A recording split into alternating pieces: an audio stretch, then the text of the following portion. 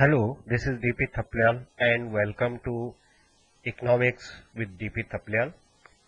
आज हम डिस्कस करते हैं assessment and evaluation system CBSE board session 2022-23 के लिए। सीबीएसई बोर्ड के द्वारा जो इस सेशन के लिए है उसमें बहुत सारे चेंजेस किए गए हैं। जो कि बोर्ड एग्जाम होगा क्लास 9 से लेकर के क्लास 12 के लिए जो असेसमेंट एंड एवल्यूएशन सिस्टम है उसे प्रीवियस सेशन की तरह न चलाते हुए नए ढंग से उसे तैयार किया गया है। तो इस साल जो मेजर चेंजेज हैं वो 3 टाइप के चेंज हैं जो कि हमारे एग्जामिनेशन क्लास 9 से लेकर के 12 तक का होगा, जिसके बेस पर रिजल्ट तैयार होगा असेसमेंट एंड एवल्यूएशन सिस्टम 2022-23 के लिए। इसमें जो 3 बड़े चेंजेस हैं, सबसे पहला जो चेंज है टर्म सिस्टम जो प्रीवियस सेशन में चला था कोविड पीरियड में, उसे समाप्त कर लिया गया है। तो नो टर्म सिस्टम, अब एक ही समय एग्जाम होगा, वन टाइम एग्जाम होगा। लास्ट सेशन में टर्म 1 एंड टर्म 2 में पूरे एग्जामिनेशन को सीबीएसई के द्वारा डिवाइड किया गया था, अब उसे उसने विथड्रॉ कर लिया है। सेकंड जो चेंज है वो है फुल सिलेबस। प्रीवियस 2 सेशन में कोविड के कारण 30% सिलेबस कम किया गया था, केवल 70% सिलेबस से ही असेसमेंट एंड एवल्यूएशन किया जाता था, क्वेश्चन पेपर तैयार किए जाते थे। अब सीबीएसई के द्वारा पूरा का पूरा सिलेबस जो उसका प्रिस्क्राइब्ड सिलेबस है उसे पूरा का पूरा इस बार असेसमेंट एंड एवल्यूएशन किया जाएगा। तो फुल सिलेबस। थर्ड चीज जो है, जो एवल्यूएशन एंड असेसमेंट सिस्टम है वो सीबीएसई के द्वारा एनईपी 2020 नेशनल एजुकेशन पॉलिसी 2020 के बेस पर तैयार किया गया है। पूरी तरह से जो रिकमेंडेशन है एनईपी 2020 की, उसके बेस पर असेसमेंट सिस्टम को डेवलप किया गया है। और इसमें जो चीज का ध्यान दिया गया है, लर्नर विथ की competency to meet the challenges of 21st century. तो जो चैलेंजेज 21st सेंचुरी के हैं उनको ध्यान में रख करके ये 3 बड़ी चीजें इस बार के जो असेसमेंट एंड एवल्यूएशन सिस्टम है उसमें जोड़ा गया है। इसके जो डिटेल्स है उनको समझते हैं। सीबीएसई ने अपने जो असेसमेंट सिस्टम में जो चेंजेस लाया है उसके लिए 20 मई 2022 को अपना लेटर इशू किया है। और इसमें असेसमेंट एंड एवल्यूएशन पैटर्न में क्या क्या चेंजेज आए हैं उन बातों को डिटेल से डिस्कस किया गया है। ये क्लास 9 से लेकर के क्लास 12 तक के लिए सेशन 2022-23 के लिए इंप्लीमेंट होगा। पहली बात मैंने कह दिया है जिससे पहले ही कि जो स्पेशल असेसमेंट पॉलिसी 21-22 के लिए थी वो खत्म कर दी गई और उसके बाद इस बार मॉडिफाइड एनुअल स्कीम निकाली गई है। अब इसमें क्लास 9th एंड 10th में जो क्वेश्चन पेपर है वो 3 बातों से 3 चीजें उसमें शामिल की गई हैं। 3 टाइप के क्वेश्चन उसमें तैयार किए गए हैं, उनको अलग अलग परसेंटेज दिया गया है। जो कंपोजिशन होगा क्वेश्चन पेपर का, उसमें पहला जो कंपोजिशन है वो है कॉम्पिटेंसी बेसिस क्वेश्चन 40%। तो class 9th and class 10th में 40% क्वेश्चन जो तैयार किए जाएंगे सीबीएसई बोर्ड के द्वारा और क्लास 9th में सीबीएसई स्कूल के द्वारा, वो 40% होंगे। और उसके बाद जो इसी में दूसरा जो टाइप लिया गया है वो लिया गया objective type question. Objective type question का जो परसेंटेज होगा वो 20% होगा। तो 40% competency basis question and 20% objective type question. ये दोनों चीजें जो थी ये पिछले सेशन में सीबीएसई ने टर्म 1 में इसमें से मैक्सिमम चीजें शामिल की थी जो कॉम्पिटेंसी बेस्ड है और जो ऑब्जेक्टिव क्वेश्चन है इसे टर्म 1 में भी लास्ट ईयर में इंप्लीमेंट किया गया था। काफी कुछ इसके पैटर्न टर्म 1 की तरह रहेगा जो कॉम्पिटेंसी बेस्ड है एंड जो ऑब्जेक्टिव क्वेश्चन है।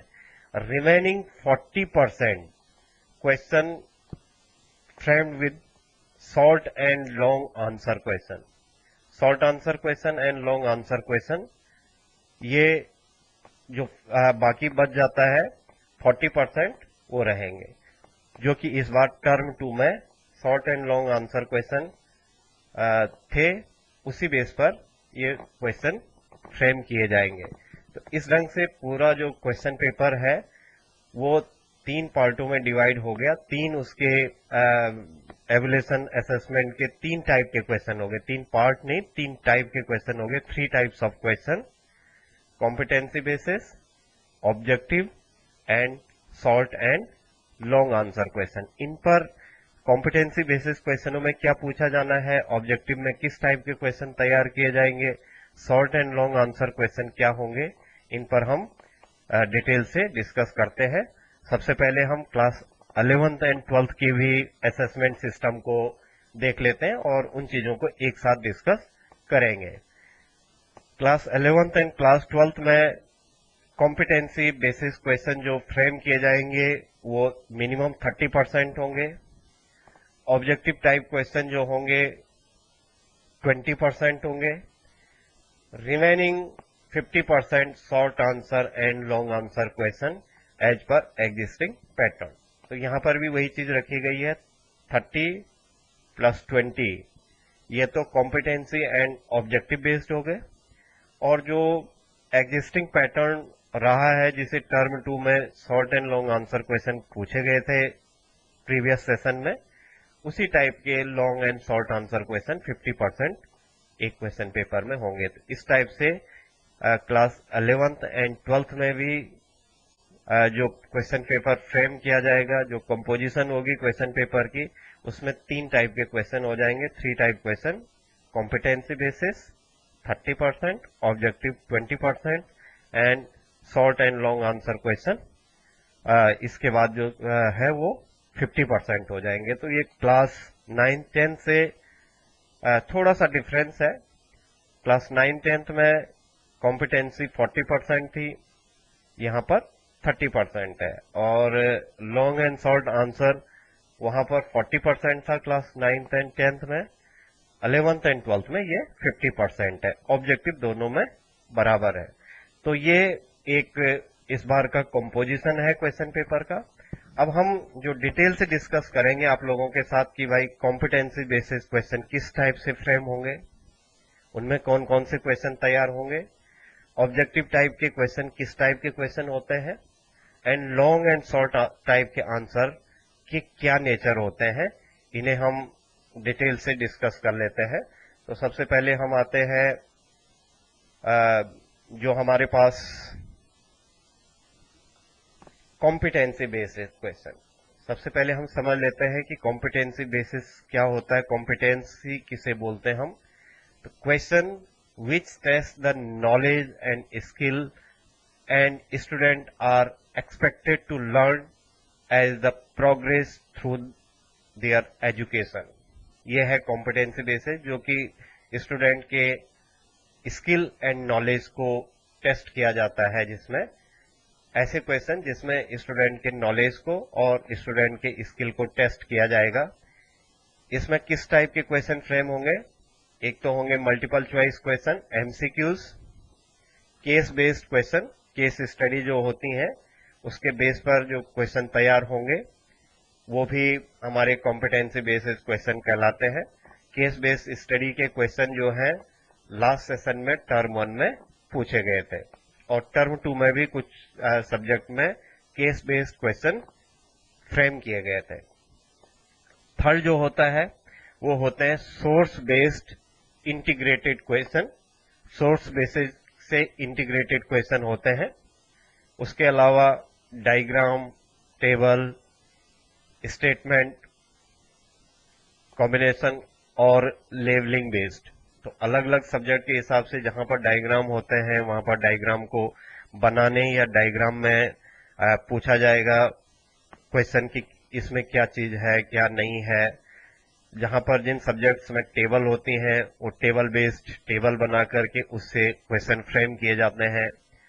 स्टेटमेंट स्टेटमेंट 1 और 2 ए और बी दोनों सही है दोनों गलत है, दोनों में से एक सही है एक गलत है, इस टाइप के क्वेश्चन भी इसमें सब्जेक्ट के हिसाब से तैयार किए जाते हैं। तो इनका जो कॉम्बिनेशन होता है वो सब्जेक्ट के हिसाब होता है। जहां पर डायग्राम बेस्ड सब्जेक्ट हैं जिनमें बहुत सारे डायग्राम होते हैं, जहां पर टेबल बहुत सारी होती हैं, जिन सब्जेक्ट में डायग्राम एंड टेबल्स नहीं होती हैं वहां पर स्टेटमेंट्स होते हैं। जैसे दो डेफिनेशन दे दी, दोनों में पूछ लिया कि भाई ए डेफिनेशन सही है या बी डेफिनेशन सही है या A and B both are correct और A and B both are wrong. इस टाइप से स्टेटमेंट क्वेश्चन होते हैं जो कि पिछले साल कई सब्जेक्ट्स में टर्म 1 में भी पूछे गए थे। एंड एनी अदर क्वेश्चन, इसके अलावा भी कॉम्पिटेंसी बेसिस क्वेश्चन फ्रेम किए जा सकते हैं। मेन रूप से तो ये 4 टाइप होते हैं। उसके अलावा भी सीबीएसई जैसे कॉम्पिटेटिव एग्जाम्स में जो नीट के हैं जेई मेंस के हैं उनमें जिस टाइप के क्वेश्चन पूछते हैं कॉम्पिटेंसी बेसिस के, उनको भी इसमें इंक्लूड किया जा सकता है के अलावा।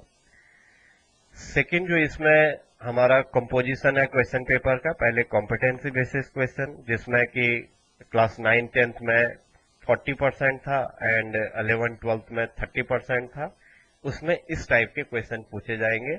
ये ज्यादातर क्वेश्चन 1 मार्क्स के ही होंगे। देन उसके बाद ऑब्जेक्टिव टाइप हो जाता है। ऑब्जेक्टिव टाइप किसे हम कहेंगे, थोड़ा सा इसकी डेफिनेशन समझ लेते हैं। Objective question means that is has the specific answer and you cannot add your own opinion or answer. Objective question include the following. Objective question में हम अपनी ओपिनियन नहीं रख सकते हैं। ऑब्जेक्टिव क्वेश्चन उन क्वेश्चंस को बोलते हैं जिनमें हमारी ऑन ओपिनियन नहीं होगी, हमें राइट आंसर ही लिखना पड़ेगा, जो करेक्ट आंसर है उसी को हम वो कर सकते हैं। यहाँ पर ऐसा स्पेस नहीं मिलता है कि जिस स्पेस से हम अपने अंडरस्टैंडिंग और नॉलेज के बेस पर अपनी ओपिनियन दे सकें। जिनमें इन चीजों को शामिल नहीं किया जाता है ऐसे क्वेश्चन को ऑब्जेक्टिव क्वेश्चन कहते हैं। इसमें फिर से एमसीक्यूज आ जाते हैं। एमसीक्यूज कॉम्पिटेंसी बेसिस में भी आते हैं, एमसीक्यू ऑब्जेक्टिव टाइप के भी होते हैं। इसके अलावा multiple response question similar to MCQ, जो मल्टीपल रिस्पॉन्स क्वेश्चन होते हैं वो एमसीक्यू की तरह होते हैं, लेकिन जो एमसीक्यू होता है उनका 1 आंसर होता है और जो मल्टी रिस्पॉन्स क्वेश्चन होते हैं उनके मोर देन 1 आंसर होते हैं। उसी क्वेश्चन में मोर देन 1 आंसर होते हैं। तो similar to MCQ type question but with more than 1 correct answer. जैसे ए एंड सी आंसर वो पूछता है ए करेक्ट है, बी करेक्ट है, सी करेक्ट है, डी करेक्ट है, ए और सी करेक्ट है या ए और बी करेक्ट है या ए और डी करेक्ट है। तो वहां पर मोर देन 1 हो गए, A and D, A and B या बी एंड सी, इस टाइप से जहां पर मोर देन 1 आंसर आ रहा है, मोर देन एक से ज्यादा 2 चीजें जिसमें शामिल हैं या 2 से ज्यादा भी कभी कभी शामिल, ऑल ऑफ देम का मतलब है कि ऊपर जो ए बी सी लिखा है वो सारे के सारे सही है। तो ऐसी चीजों को बोला जाता है मल्टीपल रिस्पॉन्स क्वेश्चन। तो ये भी ऑब्जेक्टिव क्वेश्चन होते हैं। उसके अलावा फिल इन द ब्लैंक्स आते हैं। फिल इन द ब्लैंक्स भी ऑब्जेक्टिव क्वेश्चन में शामिल रहते हैं। फिर मैच द क्वेश्चन, ये भी ऑब्जेक्टिव क्वेश्चन होते हैं। Fill in the blanks classes और सब्जेक्ट की डिफिकल्टी के बेस पर अलग अलग ढंग से इसे फ्रेम किया जा सकता है सीबीएसई के द्वारा। फिर मैच द क्वेश्चन, इसमें ए बी सी डी में मैच करके क्वेश्चन फ्रेम किए जाते हैं। उसके अलावा assertion and reason, objective type क्वेश्चनों में असर्शन रीजन भी आ जाता है। और उसके अलावा ट्रू एंड फॉल्स के क्वेश्चन, सही है या गलत है, ये जो स्टेटमेंट है ये सही है या स्टेटमेंट गलत है, डेफिनेशन सही है या गलत है, फॉर्मूला सही है या गलत है, डायग्राम सही है या गलत है, ये ट्रू एंड फॉल्स इस टाइप के क्वेश्चन भी ऑब्जेक्टिव क्वेश्चन में होते हैं। और जो इसके अलावा ऑब्जेक्टिव जो क्वेश्चन बन सकते हैं वो टेक्स्ट बेस्ड होते हैं, डाटा स्टेटमेंट होते हैं, आइडेंटिफाई इमेजेज होते हैं, डायग्राम्स होते हैं।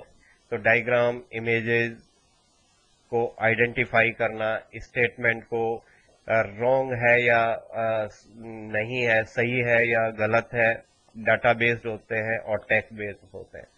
ये भी जस्ट कॉम्पिटेंसी बेसिस क्वेश्चन हो, और इनमें एक ही अंतर है कि कॉम्पिटेंसी बेसिस क्वेश्चन में कई जगहों पर अपने नॉलेज को, अपने स्किल को भी अप्लाई किया जा सकता है, बट ऑब्जेक्टिव क्वेश्चन में अपने स्पेसिफिक आंसर को ही रखा जाता है, एक स्पेसिफिक आंसर ही होगा, ऑन ओपिनियन इसमें शामिल नहीं होती है। तो इस ढंग से क्लास 9th एंड 10th में ऑब्जेक्टिव एंड कॉम्पिटेंसी बेसिस को जो परसेंटेज मिला है वो 60% मिला है। 60% ऐसा वेटेज उसे दिया गया है। और क्लास 11th एंड 12th में ये जो वेटेज दिया गया है कॉम्पिटेंसी एंड ऑब्जेक्टिव को, वो दिया गया है 50%। बाकी क्लास 9th एंड 10th में जो शॉर्ट एंड लॉन्ग आंसर होंगे वो 40% होंगे और 11th-12th में 50% होंगे। शॉर्ट एंड लॉन्ग आंसर क्वेश्चनों की प्रैक्टिस बच्चों को पहले ही से रहती है, ये पुराने पैटर्न के ही क्वेश्चन होते हैं, बट जस्ट हम थोड़ा सा समझ लेते हैं। शॉर्ट एंड लॉन्ग आंसर उन्हें बोलते हैं जिनमें वर्ड लिमिट होती है। शॉर्ट एंड लॉन्ग का मीनिंग यहाँ पर नंबर से नहीं होता है हमेशा, नंबर ऑब्वियसली इनकी मोर देन वन होते हैं। Short and long answer question 2, 3, 4, 5 subject के हिसाब से उनमें सीबीएसई क्वेश्चन आंसर फ्रेम करने के मार्क्स देती है। बट दोनों जो क्वेश्चन होते हैं ये दोनों के दोनों short and long answer question ये होते हैं जिनमें वर्ड लिमिट होती है, इतने वर्ड होने चाहिए। शॉर्ट आंसर क्वेश्चन में 30, 40, 50, 60 सब्जेक्ट के हिसाब से ये क्राइटेरिया सीबीएसई के द्वारा फिक्स किया जाता है। और लॉन्ग आंसर क्वेश्चन में 100, 120, 150, 180 इस टाइप से वर्ड लिमिट सीबीएसई के द्वारा सेट की जाती है। इस पैटर्न को बच्चे पहले से समझते हैं।